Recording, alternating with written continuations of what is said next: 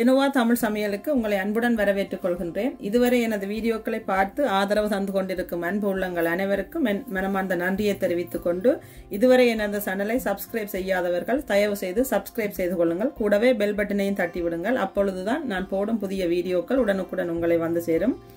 இன்று மீண்டும் நான் உங்களுக்காக ஒரு புதிய சமையலோடு வந்திருக்கின்றேன். இன்று நான் உங்களுக்காக பயத்தம் பணியாரம், அதாவது இலங்கை முறைப்படி பயத்தம் பணியாரம் எப்படி இலகுவாக செய்யலாம் என்று சொல்லி உங்களுக்கு செய்து காட்டப் போகின்றேன். இந்த பயத்தம் பணியாரம் இரண்டு விதமாக செய்யலாம். ஒன்று பாகு காய்ச்சி செய்வார்கள், ஒன்று பாகு காய்ச்சாமல் செய்வார்கள். நான் இன்றைக்கு பாகு காய்ச்சாமலுக்கு இலகுவான முறையில் உங்களுக்கு செய்து காட்டப் போறேன். இப்போ இந்த பயத்தம் பணியாரத்தை நீங்கள் இந்த கிறிஸ்துமஸ் நியூ இயருக்கு நீங்களும் உங்களோட வீடுகளில் செய்து சாப்பிட்றதுக்கு இலகுவாக நான் செய்து காட்டப்போகிறோம். வாங்க வீடியோக்குள்ள போய் பார்ப்போம். இதற்கு தேவையான பொருட்களையும் எப்படி இதை செய்யலாம் என்றும் பார்ப்போம். இன்று நான் உங்களுக்கு இந்த இலங்கை முறைப்படி பயத்தம் பணியாரம் செய்யறதுக்கு தேவையான பொருட்களை இப்ப காட்ட போறேன்.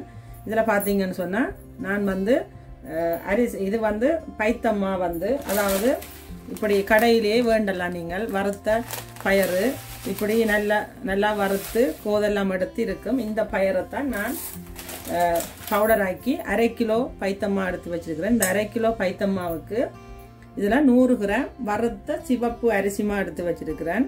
இந்த 1/2 கிலோ பைத்தம்மாவுக்கு இதுல நான் 2 பேக்கெட், இங்க புரோசின்ல இப்படி தேங்காப்பு கிடைக்கும் உங்களுக்கு. இந்த புரோசின் தேங்காப்பு பேக்கெட்ல 2 பேக்கெட் எடுத்து டீப் ரோஸ்ட் பண்ணி இதை சட்டியில போட்டு நல்ல பொன்னிறமா இப்படி வறுத்து எடுத்து வச்சிருக்கிறேன். இந்த சட்டியில நீங்க வறுக்கும் போது நல்ல மீடியமான ஹீட்ல வச்சு கைவிடாமலுக்கு இதை கிண்டி இதை வறுத்து எடுக்கணும். அப்படி இல்லை நீங்க ஃப்ரெஷ்ஷா தேங்காய் கிடைச்சா அந்த தேங்காய் போடுறீங்கன்னு சொன்னா நீங்க 2 பெரிய தேங்காய் திருவி அதை வறுத்து எடுத்து வச்சிருக்கணும். இந்த பைத்தம்மாவுக்கு நான் இனிப்புக்கு நான் நார்மலாகவே எங்கட உள்ள சர்க்கரை தான் நான் பாவிக்கிறேன். நான் அப்போ இதுக்கு நான் இதில் 400 கிராம் தூள் சர்க்கரை எடுத்து வச்சிருக்கிறேன். இதுக்கு இனிப்பு காணாட்டா போடுறதுக்காக இதில் ஒரு 200 கிராம் வெள்ளை சீனியை பவுடர் ஆக்கி வச்சிருக்கிறேன். நாங்கள் தேவையான அளவு பார்த்து போடலாம். ஒவ்வொரு தட்டை இனிப்புக்கு ஏற்ற மாதிரி நீங்கள் கூட்டி குறைச்சி போடலாம். நீங்கள் சர்க்கரை போட விருப்பம் இல்லைன்னா தனியாக வெள்ளை சீனி போட்டு நீங்கள் செய்யலாம். இதுக்கு வாசத்துக்காக வறுத்த ஏலக்காய் தூள் எடுத்து வச்சிருக்கிறேன் 2 தேக்கரண்டி. இதுல மிளகும் சீரகமும் சம அளவு எடுத்து 2 தேக்கரண்டி வறுத்து பவுடர் ஆக்கி எடுத்து வச்சிருக்கிறேன். இது நீங்கள் உங்களுக்கு தேவைக்கேற்ற மாதிரி கூட்டி குறைச்சி போடலாம். அடுத்தது இந்த பயத்தம் பணியாரத்தை உருட்டிட்டு துவைக்கிறதுக்காக இதுல வெள்ளைப்பச்சை அரிசியை நனைய வச்சு ஒரு 2 மணி நேரம் நனைய வச்சு இதை பவுடர் ஆக்கி எடுத்து வச்சிருக்கிறேன். வெள்ளை அரிசிமா, அதாவது வறுக்காத வெள்ளை அரிசிமா நீங்க கடையில வேண்டியும் செய்யலாம். இதை நான் அரிசியை நனைய வச்சு பவுடர் ஆக்கி எடுத்து வச்சிருக்கிறேன். இந்த வெள்ளை அரிசி மாவுக்கு கலருக்கு போடுறதுக்காக மஞ்சத்தூள் கொஞ்சம் எடுத்து வச்சிருக்கிறேன். அடுத்தது இந்த மா துவைக்க போடுறதுக்கு இந்த மாவுக்கு தேவையான அளவு உப்பு, மற்றது பொரிக்கிறதுக்கு தேவையான அளவு எண்ணெய் வேணும். இவ்வளவுதான் இந்த பயத்தம் பணியாரம் செய்யறதுக்கு தேவையான பொருட்கள். வாங்க வீடியோக்குள்ள போய் இதை எப்படி செய்யலாம்னு பார்ப்போம். இந்த பயத்தம் பணியாரம் செய்யறதுக்கு முதல்ல இந்த வறுத்து வச்சிருக்கிற இந்த தேங்காப்பை நாங்கள் மிக்சியில போட்டு நல்லா அரைச்சு எடுக்கணும். இப்போ நான் இதை மிக்சியில போட்டு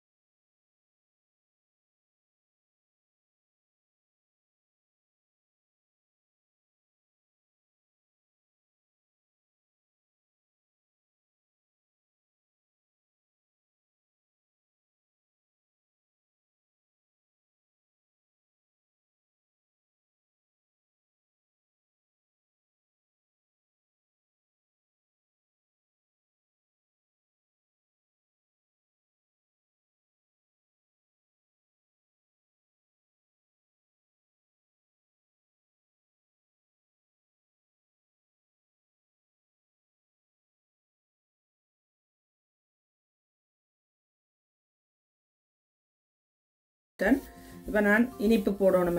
இப்போ சர்க்கரை வந்து உங்களுக்கு நல்லா இனிக்காது. அப்போ இதுக்கு நீங்கள் சீனி கட்டாயம் போடணும். அப்படியும் கொஞ்சமாக போட்டால் தான் அந்த இனிப்பு எடுத்து காட்டும்.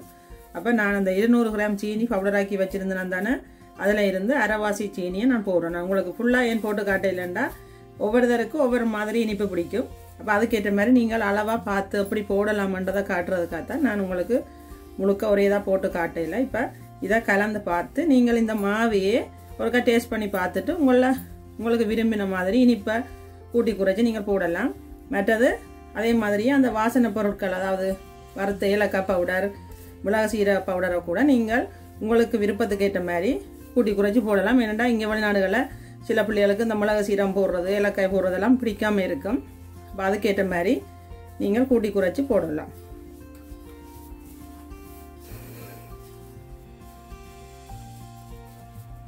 இப்போ நான் இதுக்கு சீனியெல்லாம் போட்டு நல்லா கலந்துட்டேன். இது வந்து எங்களோட வீட்டுக்கு இந்த இனிப்பு எனக்கு போதும். ஆனால் ஒவ்வொருத்தருக்கு இனிப்பு காணாமல் இருந்தால் நீங்கள் இந்த அரைச்சி வச்சுக்கிற மிச்ச 100 கிராம் சீனி என்னும் இருக்கு பவுடர், அதை நீங்கள் கலந்து சுடலாம். இப்போ இதில் எனக்கு இந்த வாசனை பொருட்கள் எனக்கு கொஞ்சம் போதாமல் இருக்குது. அப்போ அதால் நான் திரும்பவும் ஏற்கனவே நான் 2 தேக்கரண்டி போட்டேன். இப்போ நான் திரும்பவும் 1 தேக்கரண்டி அளவு ஏலக்காய், வறுத்த ஏலக்காய் பவுடரும் 1 தேக்கரண்டி அளவு மிளகு சீரக பவுடரும் நான் போட்டு கலந்து விடுறேன். உங்களுக்கு விருப்பம் இல்லையா நீங்கள் அந்த 2 தேக்கரண்டி அளவே போதுமானதாக இருக்கும். உங்களுக்கு கொஞ்சம் தூக்கலாக வேணுமெண்டா நீங்கள் இன்னும் கூட போடலாம். இப்போ இதையும் போட்டு கலந்து விட்டால் சரி. இப்போ நான் மிகுதியை எப்படி செய்கிறதுன்னு உங்களுக்கு நான் காட்டுறேன். சமையலுக்கு தேவையான எல்லா பொருட்களும் நான் போட்டு கலந்துட்டேன். இனி இதை உருண்டை பிடிக்கிறதா. நான் என்ன செய்கிறேன்னு சொன்னால், நீங்கள் நாங்கள் என்ன தான் கையால் இதை மிக்ஸ் பண்ணி சேர்த்தாலும் இதில் பார்த்தீங்கன்னா உங்களுக்கே தெரியும் 1-2 இந்த சர்க்கரை வந்து சின்ன சின்ன கட்டிகளாக இருக்குது. அப்போ நான் எப்பவும் என்ன செய்வேன், இந்த மாவை கொஞ்சம் கொஞ்சமாக மிக்சியில் போட்டு ஒரு சுற்றி எடுத்துட்டு தான் திரும்ப நான் சுடுதண்ணி விட்டு குழைப்பேன். இங்கே பைத்தம் பணியாரத்தை நாங்கள் 2 விதமாக செய்யலாம். ஒன்று பானி காய்ச்சியும் செய்வார்கள். மற்றது நான் உங்களுக்கு இலகுவான முறையில், நீங்கள் பானியெல்லாம் காய்ச்சி கஷ்டப்படாமலுக்கு இலகுவாக செய்யக்கூடிய முறையில் தான் நான் இன்றைக்கு உங்களை செய்து காட்ட போகிறேன். இந்த பானி காய்ச்சி செய்தீங்கன்னு சொன்னால் இன்னொரு லாபம்னு சொன்னால், நீங்கள் எத்தனை நாள் வேணுமென்றாலும் இந்த பைத்தம் பணியாரத்தை நீங்கள் வச்சு சாப்பிடலாம், கெட்டு போகாமல் இருக்கும். இப்போ நாங்கள் சுடுதண்ணி விட்டு செய்கிற பைத்தம் பணியாரம் வந்து நீங்கள் ஒரு 20-15 நாள் ஒரு மாதத்துக்கு தான் வச்சு சாப்பிடலாம், கூடிய மாதிரி இருக்கும். இப்போ வாங்க இது அப்படி மிக்சியில் போட்டு ஒரு அடித்து அப்படி செய்யலாம்னு பார்ப்போம். ஏன்னா நான் தேங்காய் பூ அரைச்சி அதே மிக்சியிலேயே இந்த மாவில் கொஞ்சமாக போட்டு ஒரு சுற்றி எடுக்க போகிறேன். இப்போ பார்த்தீங்கன்னா நான் இதை அரைச்சி எடுத்துட்டேன். இப்போ இந்த சர்க்கரை தூள்கள் ஒன்றும் இல்லை, அந்த சீனியும் வெள்ளையாக தெரியல எங்கேயும். அப்போ நல்லா எல்லாம் வந்து கலந்து நல்ல பவுடராக வந்துட்டுது. இப்போ இதை இன்னொரு பவுடரில் போட்டுட்டு நான் எல்லாத்தையும் இதே மாதிரியே ஒரு சுற்றி எடுக்க போகிறேன். இப்போ எங்களில் பைத்தம் பணியாரம் மாவு வந்து பிடிக்கிறதுக்கு ரெடி ஆகிட்டுது. இதை நான் வந்து சுடுதண்ணியை கொதிக்க வச்சு கொஞ்சம் தண்ணியாக விட்டு தான் இதை பிடிச்சி எடுக்க போகிறேன். இந்த டைமில் நீங்கள் திரும்பவும் ஒருக்கா நீங்கள் மேக்ஸோர் பண்ணணும், உங்களுக்கு இனிப்பெல்லாம் போதுமா, அந்த வாசனை பொருட்கள் எல்லாம் போதுமான்னு பார்த்துட்டு, அப்படி இல்லை உங்களுக்கு போதாமல் இருந்தால் நீங்கள் இந்த டைமில் கூட போட்டு கலந்து போட்டு நீங்கள் பிடிக்க தொடங்கலாம். இப்போ வாங்க அப்படி இதை உருண்டை பிடிக்கிறேன்னு பார்ப்போம்.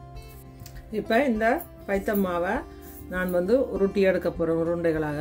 முதல்ல நான் நாங்கள் குழைச்சி வச்சிருக்கிற இப்படி நிறைய இருக்கிறதுல இருந்து கொஞ்சமாக இன்னொரு பேசனில் கொஞ்சம் மாவாக போட்டு தான் நான் உருட்டி எடுக்க போகிறேன். நீங்கள் ஒரே தான் சுடுதண்ணியை விட்டீங்கன்னு சொன்னால் எல்லா மாவும் குயிக்காக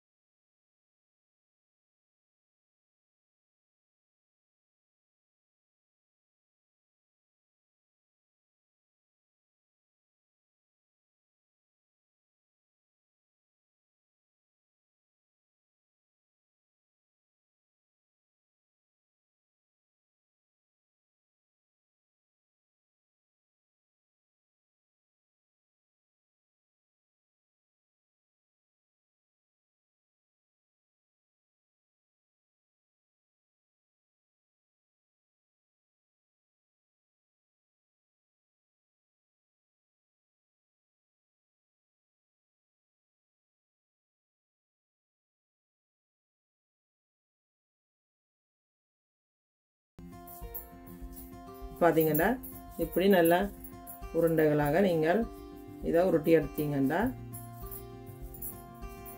சரி, இப்போ இப்படி நான் இதை உருட்டி எடுத்துட்டேன். இதே மாதிரி எல்லா உருண்டைகளையும் நீங்கள் உருட்டி எடுக்கணும்.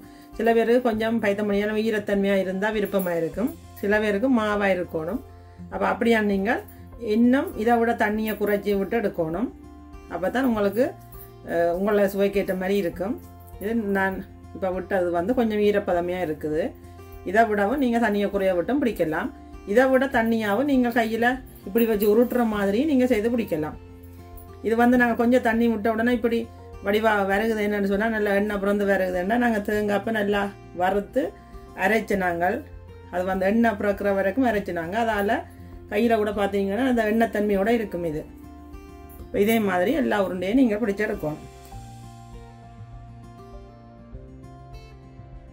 நான் இந்த பைத்தம்பணியார உருண்டைகள் எல்லாத்தையும் உருட்டி எடுத்துட்டேன். இப்போ நான் இதை எண்ணெயில் போட்டு பொரிச்சு எடுக்கிறது அப்படின்னு உங்களுக்கு காட்டுறேன். சரியா எனக்கு 69 பைத்தம்பணியாரம் வந்திருக்குது. இப்போ வாங்க நான் இதை எப்படி பொரிக்கிறதுன்னு காட்டுறேன். அடுப்பில் ஒரு சட்டியை வச்சு நான் இதை பொரிக்கிறதுக்கு எண்ணெயை சூடாக்க போகிறேன். இப்போ சட்டியில் நான் இந்த எண்ணெயை விடுறேன். பொரிக்கிறதுக்கு நீங்கள் கொஞ்சம் கூட எண்ணெய் தான் விடணும்.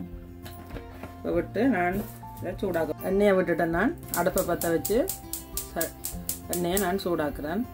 இந்த எண்ணெய் சூடாகிற டைமில் நாங்கள் இந்த துவைக்கிறதுக்கு மாவை கலந்து வைப்போம். எண்ணெய் கொதிக்கிற டைமில் நாங்கள் இங்கே இந்த மாவை வந்து துவைக்கிறதுக்கு ரெடி பண்ணுவோம். இதில் நான் முதல்ல ஏற்கனவே நான் உங்களுக்கு சொன்னேன், நான் வறுக்காத வெள்ளை அரிசிமா. இந்த அரிசி வந்து வெள்ளைப்பச்சை அரிசியை நான் ஒரு 2 மணி நேரம் ஊற வச்சு இதை பவுடராக்கி நான் அரிச்சு எடுத்து வச்சிருக்கிறேன். இந்த மாவில் தான் நான் துவைக்க போகிறேன். இது நீங்கள் இந்த மாவுலாம் துவைக்கணும் வேண்டியில்லை, அவித்த கோதுமை மாவிலையும் நீங்கள் இதை துவைச்சு எடுக்கலாம். அதுக்கு நல்லா தான் வரும். அல்லது நீங்கள் அவிக்காத கோதுமை மா, அதாவது பிளேன் ஃப்ளவர்லையும் நீங்கள் இதை துவைச்சு எடுக்கலாம். உங்களுக்கு எப்படி வசதியோ அப்படி நீங்கள் போட்டு குழைச்சி எடுக்கலாம். இப்போ இதுக்கு நான் தேவையான அளவு மஞ்சத்தூள் போடுறேன். உங்களுக்கு மஞ்சத்தூள் விருப்பமானாக்கள் போடலாம், நீங்கள் விருப்பம் இல்லைன்னா மஞ்சத்தூள் போடாமலுக்கும் விடலாம். பிறகு இதுக்கு தேவையான அளவு உப்பு போடுறேன் நான். நீங்கள் மாவுன்ற டேஸ்ட்டை பார்த்து நீங்கள் ஒரு அரை தேக்கரண்டி அளவு உப்பு போடலாம். இப்போ இதுக்கு தண்ணியை வந்து நீங்கள் கொஞ்சமாக தான் நீங்கள் விடணும். நான் உங்களுக்கு அளந்து காட்டியே நான் விடுறேன். அரை கப்பு பச்சை தண்ணி தான், சுடு தண்ணி இல்லை, பைப் தண்ணி தான் எடுத்து வச்சிருக்கிறேன். இப்போ இந்த தண்ணியை கொஞ்சம் கொஞ்சமாக விட்டு நான் கலக்க போகிறேன். இந்த தண்ணியை நீங்கள் ஒரே தான் ஊற்றக்கூடாது, கொஞ்சமாக தான் விடணும். ஏன்னா இது பச்சைமாக குயிக்காக தண்ணியாக போயிடும்.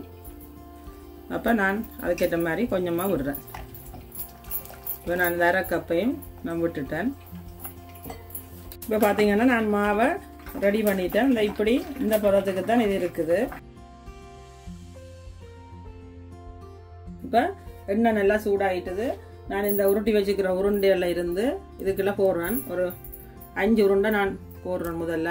இதில் இருந்து இதில் நல்லா இப்படி கலந்து போட்டு இப்படி எடுத்து இந்த நல்லா இந்த இதில் இருக்கிற மிச்ச மாவுகளை அப்படியே தட்டி எடுத்துட்டு தான் எண்ணெயில் போடணும்.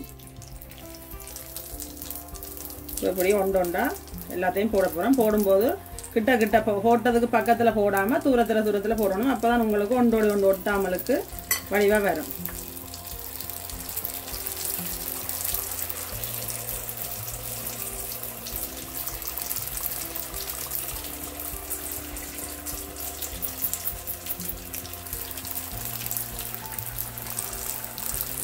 மறக்காமல் நீங்கள் நெருப்பை வந்து கொஞ்சம் குறைச்சி விடணும்.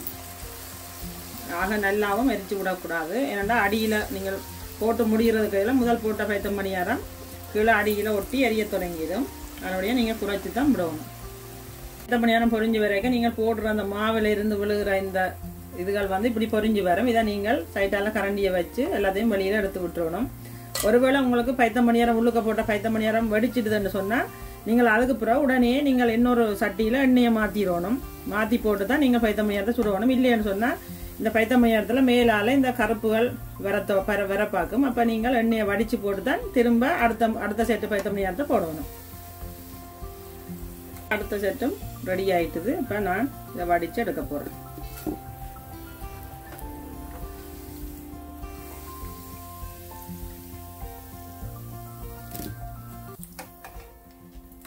இதோ நாங்கள் செய்த பைத்தம்பணியாரம் நல்லா ரெடி ஆயிட்டுது. இது வந்து மிகவும் இலகுவான முறையில் நான் உங்களுக்கு பைத்தம் பணியாரம் எப்படி செய்யறதுன்னு காட்டி தந்திருக்கிறேன். நீங்களும் இந்த கிறிஸ்துமஸ் நியூ இயருக்கு உங்களோட வீட்டில் நீங்களும் செய்து சாப்பிடலாம். கடையில் வேண்டி சாப்பிட தேவையில்லை. அது எங்களுக்கு தெரியாதுன்னு இருக்காமலுக்கு நீங்களே இந்த பைத்தம் பணியாரத்தை வீட்டில் செய்து சாப்பிடக்கூடிய மாதிரி நான் உங்களுக்கு இலகுவாக காட்டி தந்திருக்கிறேன். இதை நீங்கள் வீட்டில் செய்து சாப்பிட்டு பார்த்து எப்படி இருக்குன்னு சொல்லி கமெண்ட்ஸ் பண்ணுங்க. உங்களோட ஃப்ரெண்ட்ஸ் ஆக்களோடையெல்லாம் ஷேர் பண்ணுங்க. இதுவரை எனது வீடியோக்களை சேனலை சப்ஸ்கிரைப் செய்யாதாக்கள் சப்ஸ்கிரைப் செய்து கொள்ளுங்க. மீண்டும் இன்னும் ஒரு புதிய சமையலுடன் உங்களை சந்திக்கும் வரை நான் உங்கள் ஜெனோவா.